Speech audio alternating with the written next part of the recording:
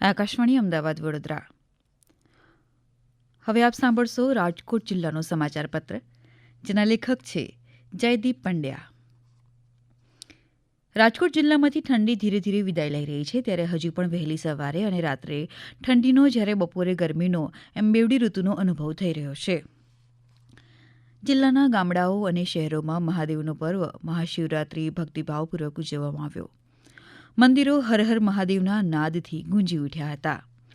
ગુજરાત પ્રાકૃતિક કૃષિ વિકાસ બોર્ડ અને આત્મા પ્રોજેક્ટ અંતર્ગત રાજકોટ જિલ્લાના ધોરાજી તાલુકાના તોરણિયા ગામે પ્રાકૃતિક કૃષિની સફળતાપૂર્વક તાલીમ યોજાઈ હતી, જેમાં ખેડૂતોને રવિ પાકમાં પ્રાકૃતિક કૃષિની પદ્ધતિ અપનાવવાથી થતા ફાયદાઓ અંગે તાલીમ આપીને જરૂરી માર્ગદર્શન પૂરું પાડવામાં આવ્યું હતું.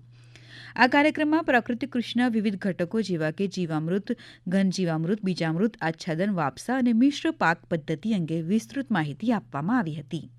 તેમજ પ્રાકૃતિક કૃષિ પદ્ધતિ અપનાવવાથી જમીન અને પાકની ગુણવત્તા સુધારે છે, ખર્ચ ઘટે છે અને લોકોના સ્વાસ્થ્ય પર નકારાત્મક અસર થતી નથી.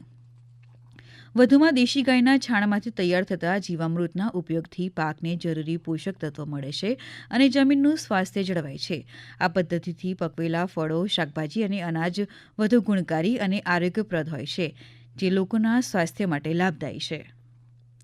તાલીમાર્થીઓને પ્રાકૃતિક કૃષિ વિશે વધુ પ્રેરણાબળ મળી રહે તેવા ઉમદા હેતુથી પ્રાકૃતિક કૃષિ સાથે સંકળાયેલા ખેડૂતો માસ્ટર ટ્રેનર કમ રિસોર્સ પર્સન દ્વારા પ્રાકૃતિક કૃષિ અંગે વિશેષ માહિતી આપવામાં આવી હતી. સમગ્ર રાજ્યમાં શાળા સલામતી સપ્તાહની ઉજવણી કરવામાં આવી, ત્યારે રાજકોટ તાલુકાના મહિકા ગામે શ્રી મહિકા પ્રાથમિક શાળાના 100થી વધુ વિદ્યાર્થીઓને પ્રાથમિક સારવાર અને CPRનું માર્ગદર્શન અને તાલીમ આપવામાં આવી હતી. રેડક્રોસ સોસાયટીના ઇન્સ્ટ્રક્ટર શહીમ દલે ઇજાગ્રસ્ત દર્દીને કયા પ્રકારે મદદરૂપ બની શકાય તે માટે પ્રેક્ટિકલ જ્ઞાન અપાયું હતું. ખાસ કરીને અંતરિયાળ જગ્યામાં ઇજાગ્રસ્તને કેવી રીતે ઊંચકવા, સ્ટ્રેચર બનાવવું વગેરે બાબતોનું માર્ગદર્શન વિદ્યાર્થીઓ તેમજ શાળાના શિક્ષકોને પૂરું પાડવામાં આવ્યું હતું. રાજકોટ જિલ્લામાં મોટી સંખ્યામાં વિદ્યાર્થીઓ તેમજ શાળાના શિક્ષકોને પણ પ્રાથમિક સારવારનું માર્ગદર્શન પૂરું પાડવામાં આવ્યું હતું, જેના કારણે કોઈપણ ઇમરજન્સીમાં તાત્કાલિક પ્રાથમિક સારવાર થકી ઇજાગ્રસ્ત દર્દીને મદદરૂપ બની શકાય છે. મોહનદાસ ગાંધી વિદ્યાલય આલ્ફ્રેડ હાઈસ્કૂલમાં મહાત્મા ગાંધીજીના જીવનના આદર્શો, જીવનચરિત્રો દર્શાવતું મ્યુઝિયમ બનાવવામાં આવ્યું છે. આજ સુધીમાં બાળકો સહિત મુલાકાતીઓએ મુલાકાત લીધી છે.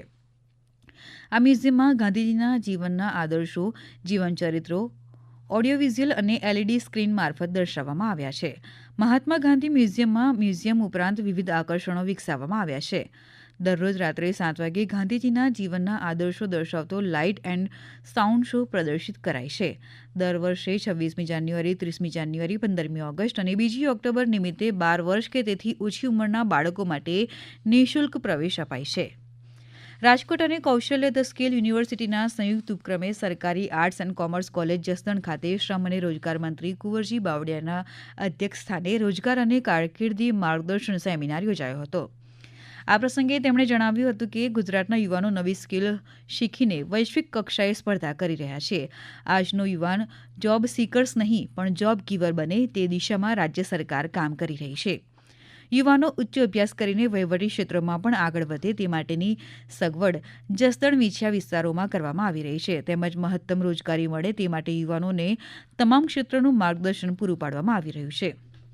તાજેતરમાં રાજકોટ ખાતે Kutch Saurashtra vibrant Gujarat regional conference યોજાઈ, જેમાં 25 જેટલા સેક્ટરમાં 5449 સમજૂતી કરાર થયા.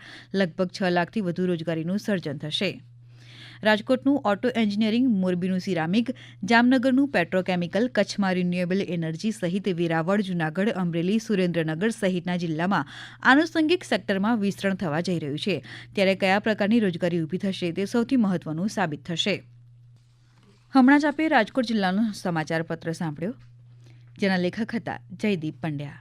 આ પ્રસારણ આકાશવાણીના અમદાવાદ વડોદરા કેન્દ્ર પરથી કરવામાં આવ્યું.